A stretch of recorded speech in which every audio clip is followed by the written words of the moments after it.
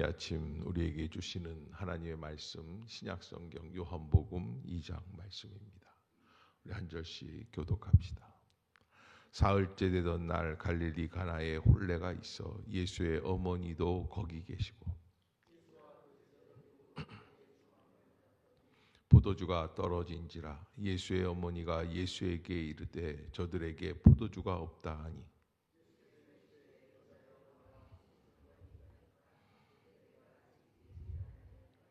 그의 어머니가 하인들에게 이르되 너희에게 무슨 말씀을 하시든지 그대로 하라 하니라.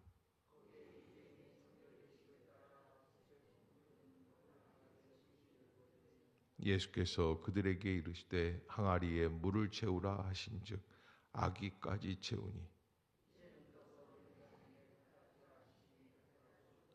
연회장은 물로 된 포도주를 맛보고도 어디서 났는지 알지 못하되 물도 온 하인들은 알더라. 연회장이 신랑을 불러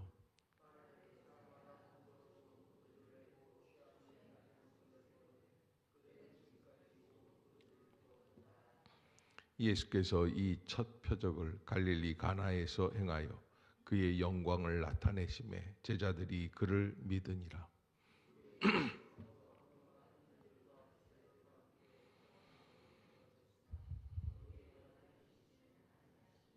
유대인의 유월절이 가까운지라 예수께서 예루살렘으로 올라가셨더니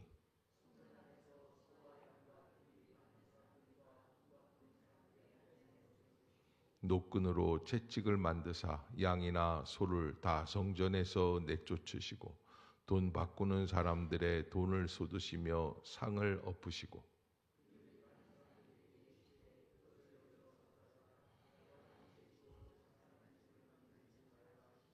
제자들이 성경 말씀에 주의 전을 사모하는 열심히 나를 삼키리라 한 것을 기억하더라.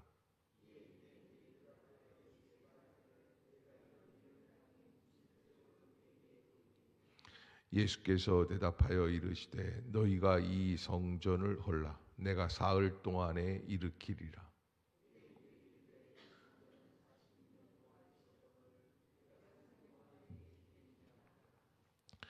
그러나 예수는 성전된 자기 육체를 가리켜 말씀하신 것이라.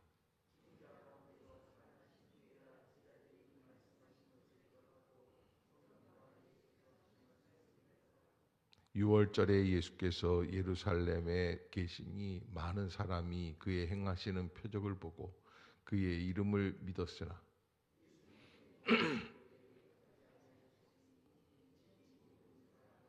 함께 봅시다. 또 사람에 대하여 누구의 증언도 받으실 필요가 없었으니 이는 그가 친히 사람의 속에 있는 것을 아셨음이니라. 아멘. 할렐루야. 이 아침 죄전을 찾으신 여러분들에게 하나님의 은혜와 평강이 함께 하시기를 축원합니다. 요한복음 22장 이제 특별히 요한복음 2장은 갈릴리 가나 혼인잔치로 유명한 그런 사건이 기록이 되어 있고 예수님이 공생애를 시작하고 그리고선 여기 시점이 2장 1절에 보면 사흘째 되던 날 이제 제자들을 선택하시고 그리고서는 하나님 앞에서 새로운 역사를 시작을 하는 특히 이제 나다나엘이 예수님 앞에 나왔을 때 뭐라고 말씀을 하시냐면 진실로 너희에게 이르노니 하늘이 열리고 하나님의 사자들이 인자 위에 오르락 내리락 하는 것을 보리라 이렇게 말씀을 하시고 그 후에 사흘째 되던 날 갈릴리 가나 혼례가 있어 예수의 어머니도 거기 계셨다. 이 갈릴리 가나는 지금도 찾아가면 번화한 시내 부유한 동네가 아니라 좀 허름한 동네, 또 서민들이 살 수밖에 없는 그런 지역이구나라는 것을 순간적으로 확 느끼게 할 수 있는 그런 이미지들을 갖고 있는 지역입니다. 갈릴리 가나의 혼인잔치 기념을 하는 그 교회가 세워져 있는데 그 교회를 향해서 들어가는 골목부터 와인 냄새가 코를 찌릅니다. 그러면서 거기에서 지금도 많은 세계 각국의 젊은이들이 와서 아니 결혼을 했는데도 또 결혼식을 또 합니다. 신부님들을, 목사님들을 모시고 와서 거기서 다시 결혼을 하는 거예요. 근데 우리가 생각했던 것보다 더 진지해요. 훨씬 심각합니다. 그러면서 울기도 하고 기뻐하기도 하고. 왜? 결혼을 해봤던 사람들은 더 진지하죠. 왜냐하면 해봤더니 준비한 대로 결혼이 진행이 안 되는 거죠. 결혼의 인생이 어려운 거예요. 거기에서 포도주가 떨어질 뿐만 아니라 사랑이 떨어지고 은혜가 떨어지고 서로를 향한 애정이 떨어지는 것을 경험하게 되고, 다시 주님께 와서 주님께서 만들어 주시는 포도주가 무엇인지를 체험하려고 하는 그런 의도로 결혼 예식을 다시 거행하는 그런 커플들을 많이 보게 됩니다. 예수님은 갈릴리 가나에 이르르셔서 거기에서 잔치집에, 혼인 잔치집에 앉아 계시는데 마침 포도주가 떨어지니까 예수의 어머니가 예수에게 말을 하였습니다. 이게 3절인데 저들에게 포도주가 없다 하니, 저들에게 포도주가 없다. 그러니까는 예수께서 뭐라고 그러시냐면 4절, 여자여 나와 무슨 상관이 있나이까. 그러면서 한 가지 더 뭐라고 얘기하시냐면 내 때가 아직 이르지 아니하였나이다. 그런데 예수의 어머니 마리아는 5절에 이렇게 하인들을 불러서 이야기하는 것을 보게 됩니다. 5절을 한번 읽어봅시다. 시작. 그의 어머니가 하인들에게 이르되 너희에게 무슨 말씀을 하시든지 그대로 하라 하니라. 아멘. 너희에게 무슨 말씀을 하시든지 그대로 하라.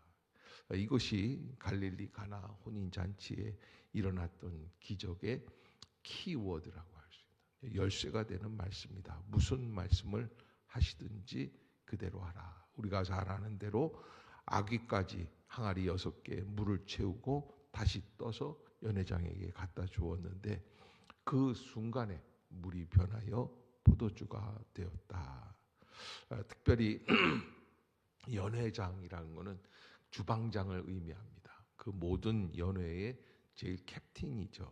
주방에서 그는 물로 된 포도주를 맛보고 이게 어디서 났을까? 그러면서 사람들이 이야기를 합니다. 좋은 포도주를 먼저 내고 나중에 낮은 포도주를 주는데 당신은 지금까지 좋은 포도주를 남겨두었도다. 이렇게 이야기를 하면서 다 기뻐하고 즐거워하는 혼인잔치가 되었다. 그런데 이제 여기 11절에 보면 같이 읽어봅시다. 시작. 예수께서 이 첫 표적을 갈릴리 가나에서 행하여 그의 영광을 나타내시매 제자들이 그를 믿으니라. 아멘. 이 첫 표적이다. 세메이온이라고 하는 헬라어인데 이 첫 표적이다라고 하는 것은 무엇을 우리에게 알려주고 있는가 하면은 하나님 되심을, 예수께서 하나님 되심을, 우리에게 오신 구원자 되심을 알려주시는 강력한 사인이 바로 갈릴리 가나 혼인잔치의 포도주 변화 사건이었다. 이 포도주 변화의 사건은 몇 가지로 우리에게 알려줍니다. 첫째로 질적 변화를 우리에게 주고 계신다. 그분은 그저 나무를 잘라서 테이블을 만드는 그런 변화가 아니라 완전히 본질을 바꿀 수 있는, 물이 변하여 포도주가 되는 그런 역사를 우리에게 보여주시는 하나님이시다라는 것. 그래서 요한복음은 사실은 예수 그리스도는 하나님이심을, 그것도 천지를 창조하신 하나님이심을 처음부터 강력하게 우리에게 드러내고 있는 그런 책이라고 할 수 있습니다. 그래서 이 첫 표적을 갈릴리 가나에서 행하여 그의 영광을 나타내셨다. 또 이 사건을 통하여 제자들이 예수 그리스도를 어떻게 했습니까? 믿었다. 그러니까 여러분, 이 표적을 알려주신 이유가 어디에 있어요? 그는 믿음의 사건이에요. 다른 말로 표현하면은 이 표적을 통하여 포도주를 맛있게 마셨다. 야, 참 즐거웠다. 그러려고 하는 게 아니에요. 그거는 표면적인 이유고 본질적으로 이 사건을 통하여 제자들이 그를 믿게 되었다. 무엇으로 믿느냐? 하나님으로 믿었다. 하나님께서 보내주신 구원자로 믿었다. 우리에게 우리의 인생을 살아가면서 종종 가끔 주어지는 놀라운 기적들이 있습니다. 그 기적을 체험할 때 우리는 기쁘죠. 야, 너무 감사하다. 그런데 그 기적을 체험할 때 우리가 알아야 될 것, 왜 이 표적을 나에게 주시는가라고 하는 거예요. 왜 이 표적을 나에게 주셨는가? 뭐예요? 오늘 2장 11절 말씀 그대로 제자들이 그를 믿으니라. 이 표적을 통하여 우리가 믿음에 이르기를 원하시는 주님을 볼 수 있어야 할 것입니다. 그래서 그렇게 제자들과 함께 어머니와 형제들과 함께 거기에 거하게 되었다라고 하는 것을 말씀해 주시고, 곧이어서 예루살렘으로 올라가셔서 예루살렘에서 거기에서 성전을 정화하시는 모습을 보게 됩니다. 그러면서 이 17절에 16절, 17절 한번 읽어봅시다. 시작. 비둘기 파는 사람들에게 이르시되 이것을 여기서 가져가라. 내 아버지의 집으로 장사하는 집을 만들지 말라 하시니, 제자들이 성경 말씀에 주의 전을 사모하는 열심이 나를 삼키리라 한 것을 기억하더라. 아멘. 주의 전을 사모하는 열심이라는 건 뭘까요? 이런 거 있잖아요. 청소를 열심히 하려고 하다가 보니까, 헌신을 열심히 하려고 하다가 보니까 예배 드리는 것도 뒷전이에요. 하나님의 영광을 위하는 것도 뒷전이 되는 거예요. 우리가 인생을 살아가면서 놓치지 말아야 될 게, 우리가 믿고 있는 하나님, 예수 그리스도, 성령님에 대해서 우리가 그 본질에 대해서 깊이 느끼고 함께 온전히 동행할 수 있는 믿음, 그게 임마누엘이죠. 그래서 그 은혜와 함께하는 삶을 살아내야만 합니다.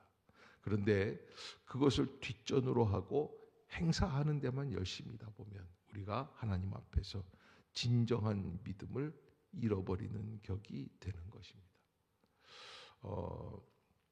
아이들을 키우다 보면 부부간의 사랑, 애정, 이런 것들 다 잊어버리게 되죠. 그러기에 거기에서부터 어려움이 시작이 됩니다. 또 아이들을 키우다 보면은 학원비도 줘야지 되고, 아빠가 돈 버는데 바쁘게 되고, 그러다 보면 아이들과의 관계도, 아주 고즈넉한 은혜의 관계도 잊어버리게 됩니다. 그러기에 우리가 조심해야지 됩니다. 우리가 예수 그리스도를 사모하는 마음, 예수 그리스도와 동행하는 생활, 이런 것들을 잊어버리면 안 되고, 주의 전을 사모하는 열심이 나를 삼키리라 그랬기 때문에 우리가 겉으로 보면 믿음이 좋은 것 같지만, 그러나 그 믿음은 진정한 믿음이 아니라 열심히 뭔가 하려고 하는 나의 의도가 될 수 있다라고 하는 거예요. 그러기에 우리가 깨어서 주님과 직접 동행하려고 하는 그 마음을 기억해야지만 한다라는 것이죠. 20절에 보면은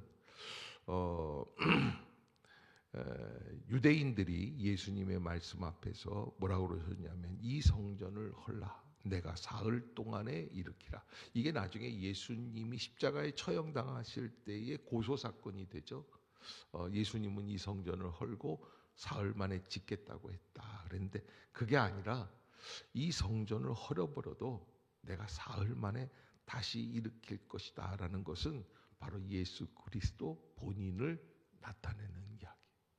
근데 유대인들은 이것을 직접 화법으로 받아서 20절에 보면 유대인들이 이르되 이 성전은 46년 동안 지었다. 앞으로 30년 더 지어야지 돼요. 이게 시점이 그거예요. 46년 동안 지었다. 70년이 넘게 지었어요. 헤로드 대왕 때부터 시작해서 여기까지 내려온 거예요. 앞으로도 더 30년을 더 지어야 합니다. 그리고 놀라운 거는 그 성전이 완성이 되고 다 완공이 된 다음에 예루살렘 성은 AD 70년에 티투 장군에 의해서 멸망하게 됩니다. 왜? 하나님께서 우리에게 주시는 거예요. 뭘 주십니까? 예. 인간의 노력으로 이루어지는 것이 아니다라고 하는 거예요. 그러기에 예수님께서 말씀해 주신 모든 사건은 어디에 초점을 맞추고 있는가? 22절 한번 보겠습니다. 시작. 죽은 자 가운데서 살아나신 후에야 제자들이 말씀하신 것을 기억하고 성경과 예수께서 하신 말씀을 믿었더라. 아멘. 나의 열심이 있어야지만 뭔가 이루어진다라는 것은 오해입니다. 하나님이 하시는 겁니다. 심지어 내가 한 행위도 하나님의 섭리 안에 포함되어 있습니다. 그러기에 내가 한 게 아닙니다. 하나님이 하시는 겁니다. 아멘. 내가 드리는 예물이 아닙니다. 내가 헌신한 것들이 아닙니다. 하나님의 큰 은혜 속에서 이루어져 가고 있는 것뿐이죠. 거기에 우리는 인간적인 인정을 받으려고 합니다. 혹은 그걸 또 인정을 안 하려고 합니다.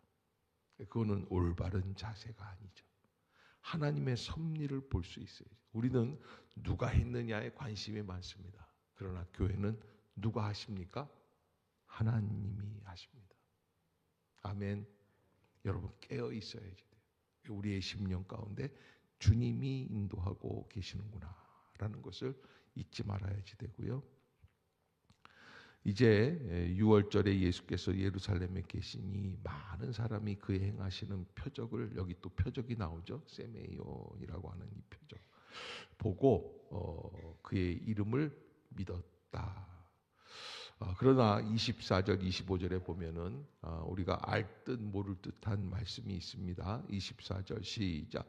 예수는 그의 몸을 그들에게 의탁하지 아니하셨으니 이는 친히 모든 사람을 아심이요 그랬어요. 모든 사람을 아셨다라는 것은 무엇입니까? 이게 시간이 없기 때문에 그냥 결론을 말씀을 드리면 예수님께서 그 많은 무리들, 그 무리들이 지금은 예수님을 따르면서 예수님을 칭찬하고 환영하지만 나중에는 어떻게 됩니까? 십자가에 못 박으라고 외치는 무리들이 되는 거예요. 그래서 그들에게 몸을 의탁하지 아니하셨다. 친히 모든 사람을 아신다라는 것은 더 나아가서 인간의 생각하는 영광, 부귀, 영화, 열심, 열정, 인정 이런 것들은 다 헛되고 헛된 것일 수밖에 없다. 그래서 명백히 우리가 아는 것은 하나님의 나라라는 거예요.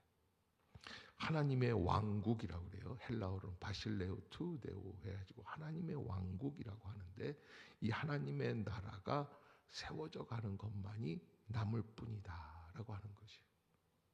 그것을 우리가 깨어서 이 한국 교회가 2000년대 들어오면서 한 100만 명 이상이 교회에서 빠져나갔다, 뭐 200만 명 이상이 빠져나갔다, 여러 가지 얘기들이 있습니다.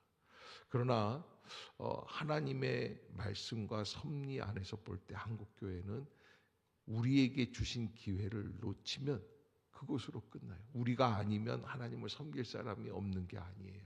하나님은 또 새로운 나라들을 만들어 가실 겁니다. 그러기에 우리가 스스로 우리에게 주어진 기회를 10분 하나님 앞에 깨어서 하나님의 영광을 위하여 하나님의 나라를 위하여 살아갈 수 있는 그 귀한 기회를 세상적인 기회와 바꾸지 말아야지 된다는 거예요. 여러분들이 오늘 새벽에 나와서 기도할 것이 바로 그러한 이유들이다라고 하는 것을 기억하시기를 바라겠습니다. 어제 박서환 집사님 병원에 중환자실에 계시는데 잠시 신방하고 기도하고 왔습니다. 가족들을 위로하고 왔는데 계속해서 지금 수면을 취하게끔 이렇게 하고 있는데 많이 호전되고 있지만 여러분들이 끝까지 기도해 주시고 회복되어서 진정 믿음의 사람으로 온전해질 수 있는 기회가 되게 해 주시옵소서. 내게 주신 기회가 무엇인지를 알 수 있는 우리 모두가 될 수 있도록 여러분들이 함께 기도해 주시기를 부탁을 드리겠습니다. 우리 함께 기도하겠습니다.